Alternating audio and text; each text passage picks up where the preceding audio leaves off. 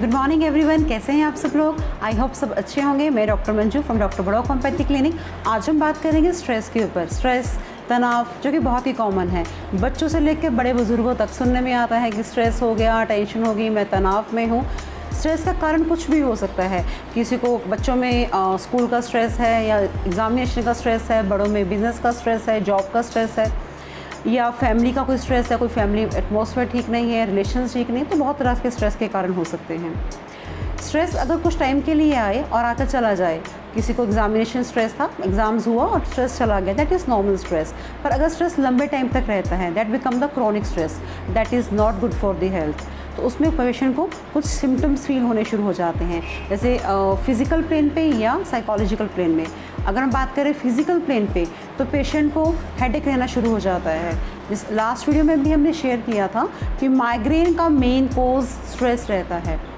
इसी तरह से पेशेंट को हेडेक रहना शुरू हो जाएगा, पेशेंट को नींद अच्छी नहीं आएगी, उसको नींद या तो बिल्कुल नहीं आएगी, अगर आएगी तो बहुत डिस्टर्ब होगी। वो नींद में ही अपने स्ट्रेस के बारे में रिगार्डिंग बातें करता रहेगा, उस बातों की सोच बुनता रहेगा। इसके अलावा पेशेंट को स्टमक के इश्यूज़ आ सकते हैं, स्किन के इश्यूज़ आ सकते हैं, पेशेंट के हाथ पैर ठंडे पड़ सकते हैं, उसको पसीना आ सकता है, या उसकी बॉडी हाथ पैर कांपने शुरू हो सकते हैं। इस तरह के कुछ सिम्टम उसको फिजिकल प्लेन पे नज़र आने शुरू हो जाते हैं। या साइकिक प्लेन पर पेशेंट को गुस्सा आना शुरू हो जाता है, पेशेंट बहुत इरिटेबल नेचर का हो जाता है, पेशेंट का मेमोरी पुअर हो जाता है, पेशेंट का कंसंट्रेशन लेवल पुअर हो जाता है। किसी भी काम में ध्यान लगाता है तो पेशेंट बोलता है मुझसे ध्यान नहीं लग रहा है, क्योंकि उसका साइकोलॉजिकल लेवल पर स्ट्रेस जो है उसके इमोशनल डिस्टर्बेंसेस करने शुरू कर देता है। इसके कॉजेज़ कुछ भी हो सकते हैं। पेशेंट को किसी चीज़ का प्रेशर रहना, अगर मान लीजिए कोई स्कूल गोइंग बच्चा है, उसको प्रेशर है फैमिली की वजह से, फैमिली या स्कूल से कि आपको फ़र्स्ट आना है, आपको ये चीज़ अचीव करनी है, और बच्चे को लगता है कि वो मेरी एबिलिटी से बाहर है, मेरी क्षमता से बाहर है, मैं उसे नहीं कर पाऊँगा, तो बच्चा स्ट्रेस में चला जाएगा। इसी तरह से जॉब में अगर किसी एम्प्लॉय के ऊपर टारगेट से आपको ये अचीव करना है और उसे लगता है ये मैं नहीं कर पाऊँगा, तो उस चीज़ का प्रेशर उसको स्ट्रेस मेंटेन कर देता है। इसी तरह फ्रस्ट्रेशन एक कॉज रहता है।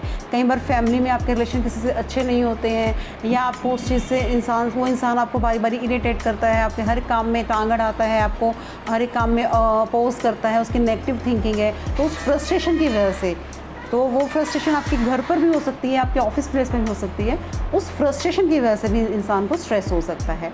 इसके अलावा कुछ और भी कॉजेज़ रहते हैं, जैसे कि पेशेंट को कुछ चेंजेस करने हैं लाइफ में, पर वो अडेप्ट नहीं है, उसके लिए वो प्रिपेयर नहीं है। जैसे किसी को जॉब चेंज करना है, हाउस चेंज करना है, पर उस चीज़ के लिए वो प्रिपेयर नहीं है, तो उस चीज़ का भी उसको स्ट्रेस हो जाएगा।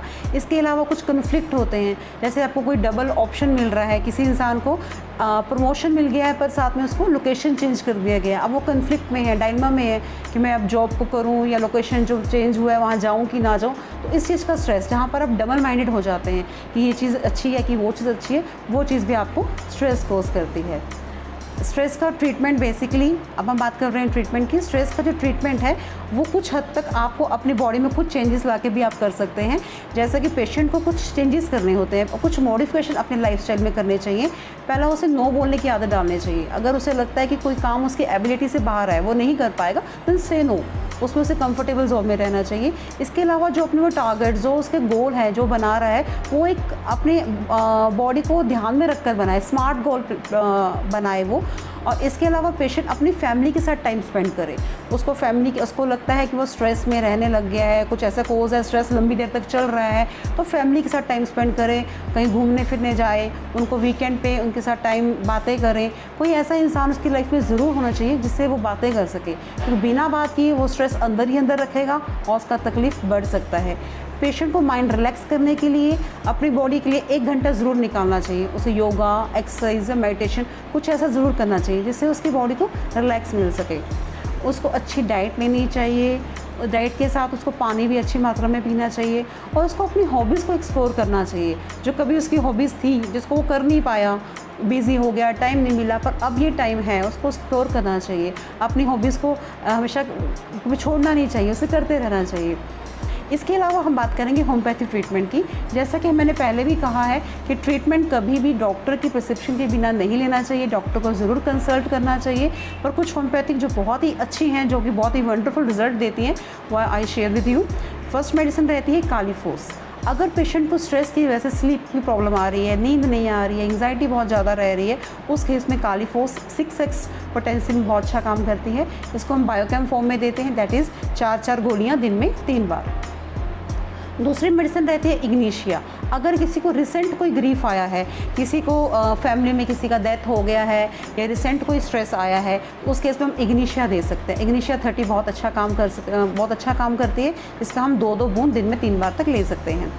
इसके अलावा नेट्रीम्यूर, थर्ड मेडिसिन रहती है नेट्रीम्यूर। अगर वही स्ट्रेस क्रोनिक फॉर्म में है और काफ़ी देर से चलता आ रहा है, तो उस केस में हम लोग उसको नेट्रीम्यूर प्रिस्क्राइब कर सकते हैं। अगर स्ट्रेस कुछ लंबी देर तक रहता है तो ये बहुत सारी प्रॉब्लम्स को क्रिएट करता है। स्ट्रेस ही डिप्रेशन बन जाता है या कुछ और फिजिकल प्रॉब्लम्स जैसे कि हाइपरटेंशन, डायबिटीज़, स्किन ट्रबल्स, बहुत सारी प्रॉब्लम्स जो स्ट्रेस से रिलेटेड होती है, स्ट्रेस उसको क्रिएट कर देता है। तो इसीलिए स्ट्रेस का ट्रीटमेंट टाइम से बहुत ज़रूरी है। स्ट्रेस के ट्रीटमेंट में कभी भी देर नहीं करनी चाहिए। और इसीलिए नेक्स्ट वीडियो में हम लोग शेयर करेंगे डिप्रेशन के बारे में। तब तक के लिए आप खुश रहिए, स्वस्थ रहिए। फिर मिलते हैं अगली वीडियो में। Thank you.